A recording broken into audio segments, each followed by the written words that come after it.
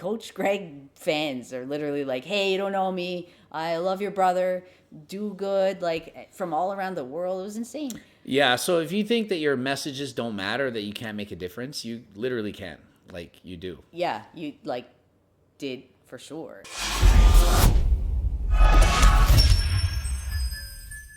Coach Greg, and today I'm here with Sister Christine giving you an update. Those of you who don't know, this is my sister Christine, and she was recently diagnosed with cancer.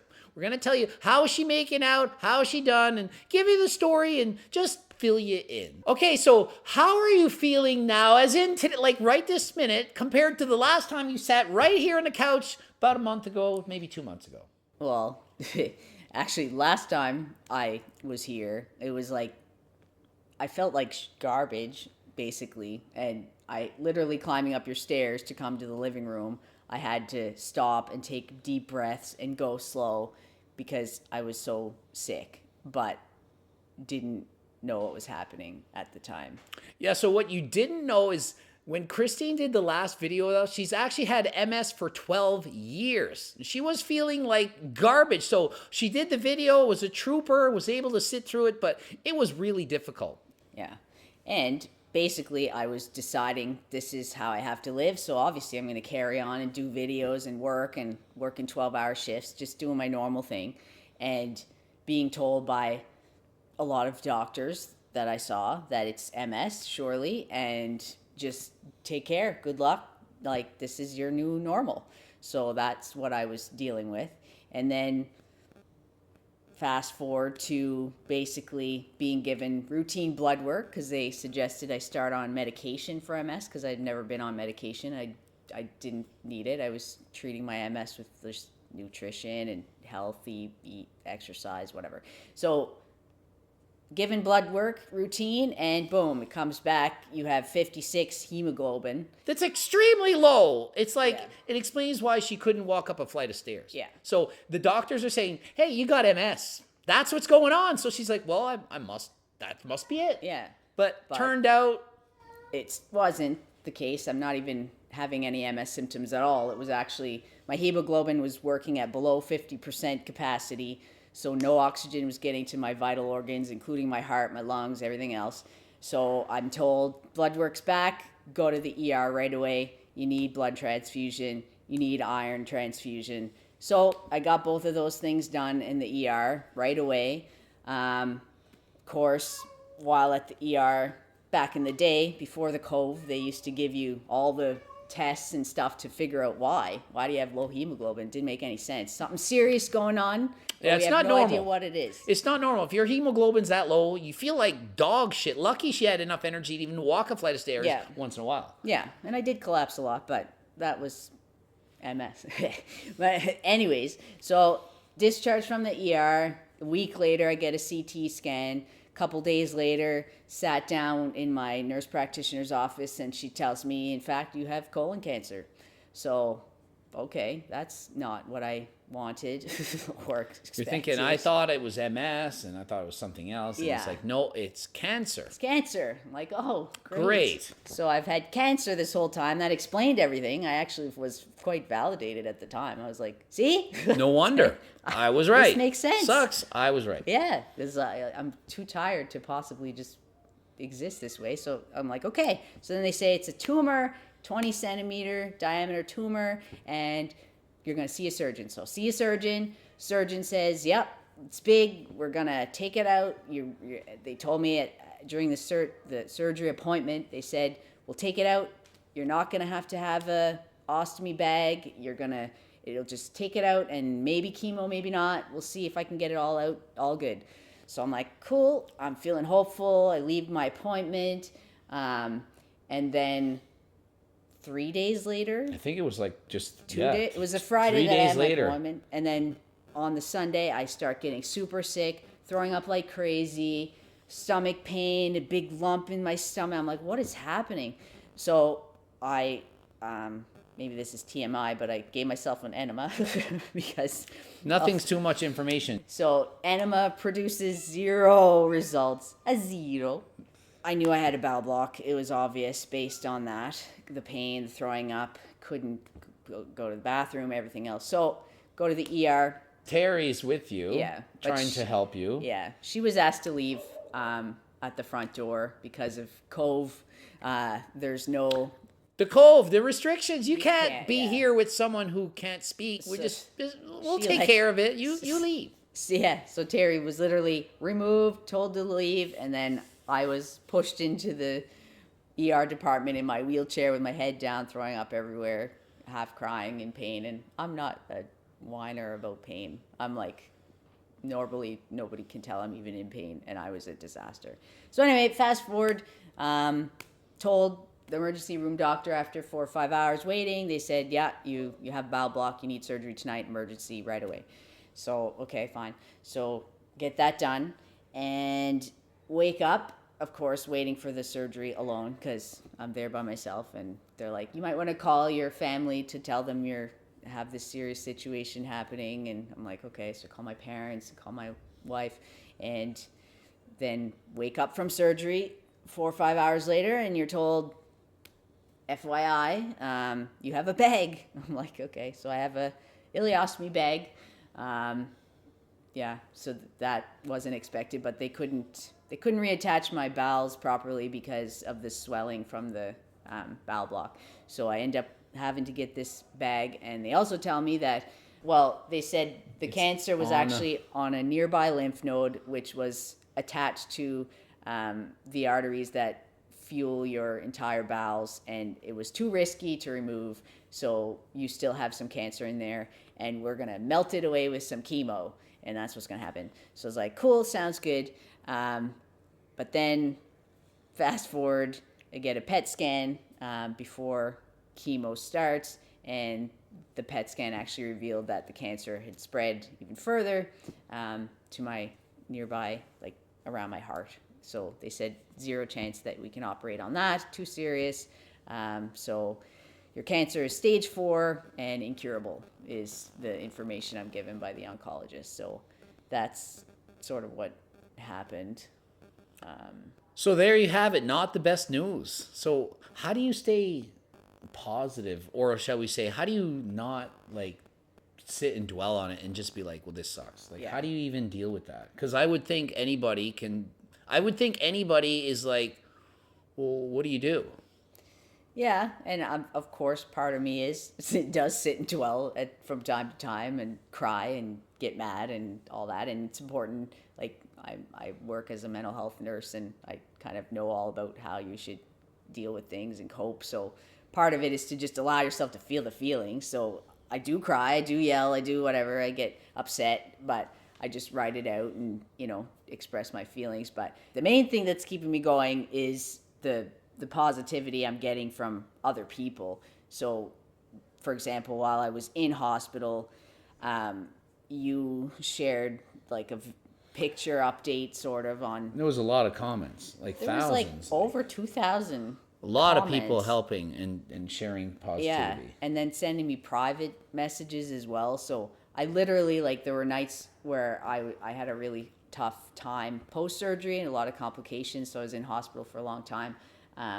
But I would literally, like, 2 a.m, get up in pain, crying, in a disaster mess, and I would open my phone and open my DMs, and I would read like 10, 15, 20, like just messages from you guys. Like Coach Greg fans are literally like, hey, you don't know me, I love your brother, do good, like from all around the world. It was insane.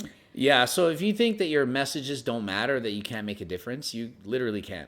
Like, you do. Yeah, you like did for sure. And then we even did, like, my wife has a greeting card company, Poplar Paper Co., and she did a virtual card on there, and I don't even know if it came up. I don't even know how it came up, but anyway, you shared, like, send my sister a message through the virtual card.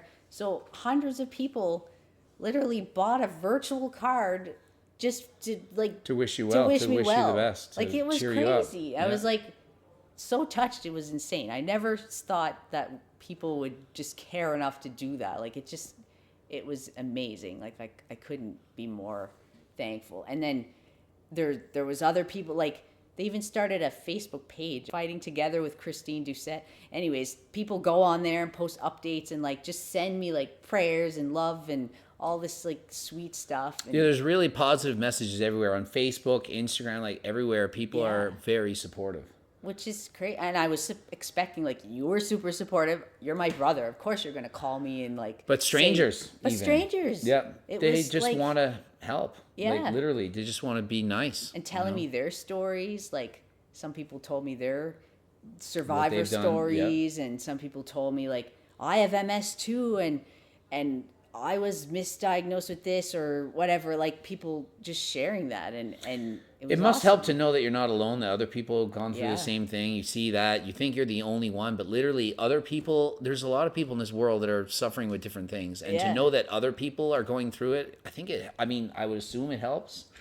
It's, know, like- it makes it. It doesn't just help. It's like, without it, I mean, social media, I'm not necessarily on it very much. I'm not like a huge social media type of person, but without social media, like, there would be way less support. Like, it's, Yeah, and I mean, like, it's the Cove. I couldn't go visit her in the hospital. yeah, I can't go. It wasn't allowed. They're only allowed 2 people to visit in a whole 2 weeks. Imagine how hard that is. But she has her phone and she can read messages. Yeah. And you wake up at 4 in the morning and you're in pain and you're upset and you can go and like read messages and read them positive until you fall asleep. and literally, it was like, it was the thing that allowed me to sleep a little bit. It allowed me to, like, think positively when I mean, you're pretty dark when you're told you have yeah. cancer and it's incurable and good luck. And I'm like, okay, I'm And you're not 38, even like, surrounded by what? your friends and family at No. this time. It's like horrible. I It's couldn't like, even see my daughter. yeah, Like, I it's did, like, a FaceTime with her, and that was all I could do. and your pets, Pets. everything. It's everything that you miss, and you're Yeah. stuck in that hospital bed, and you're like, why is this happening? Yeah, it was messed up. And if, in case you didn't know, she wasn't married the last video we did. Oh, yeah. You got married how long before this all happened?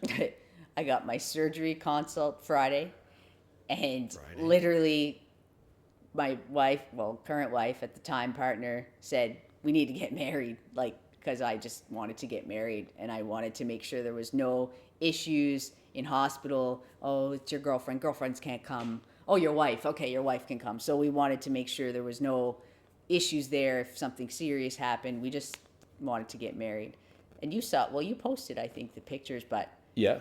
got married, and it was cool because They had a circle wedding. we had a circle wedding. So, like, literally, my good friend, my neighbor who lives a couple doors down, is on the water, and we're like, can we borrow your property to get married? Like, called my justice of the peace friend, squeezed me in. She's like, oh, I'm free tomorrow. I'm like, perfect. So we literally bop over there, like, wearing our coats and just not even dressed up or anything. And when I show up, she has a circle altar. It was huge. It looked cool. It was like, and she did this she just went to, like, random companies and, like, literally made this In circle. like a day. Yeah. Like, Because you she know, watches my brother. She watches you I and think it was pretty cool. likes the circle thing. Yeah. You know, So- I don't know if you're not aware of circles, like we're all circles. We're all the same. Yeah. Color, gender, all this stuff, it doesn't matter. Yeah. It doesn't matter. So if you're ever talking to someone and they say it doesn't matter, It doesn't matter. just point to the sky. Don't do anything, just go It doesn't The matter. rock and then house. carry on. Yeah.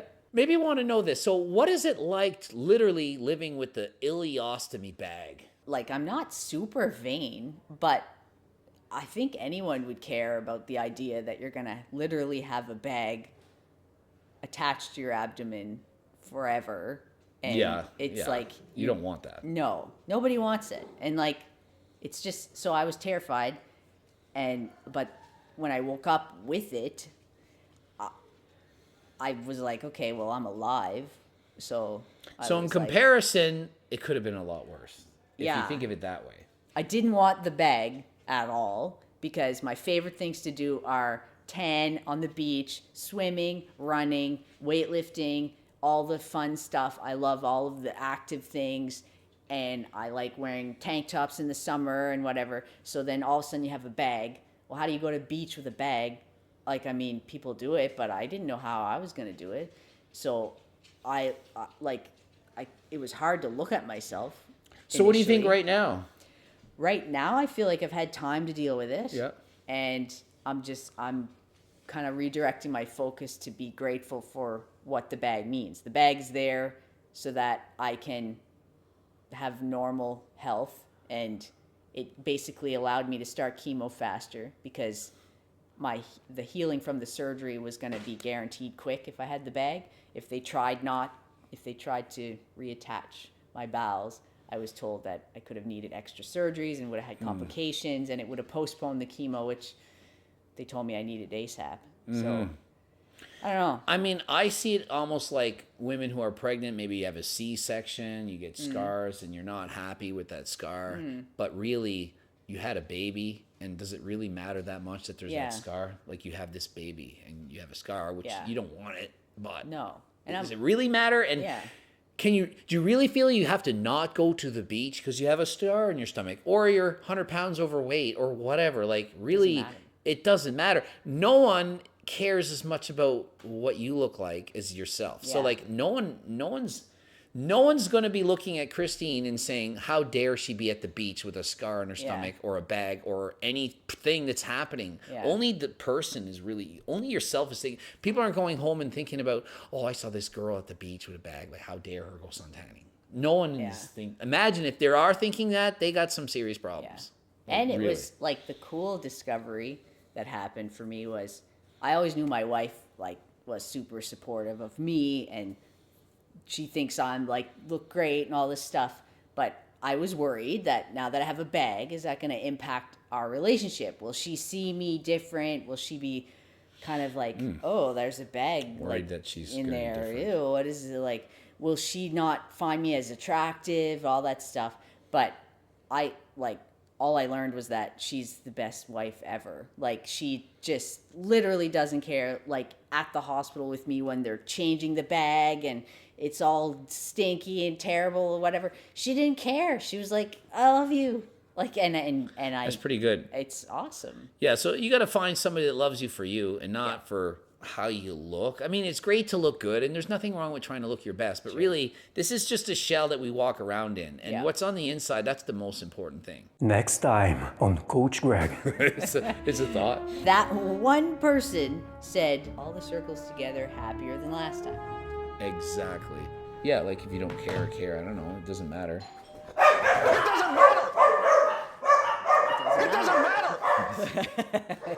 I tell you,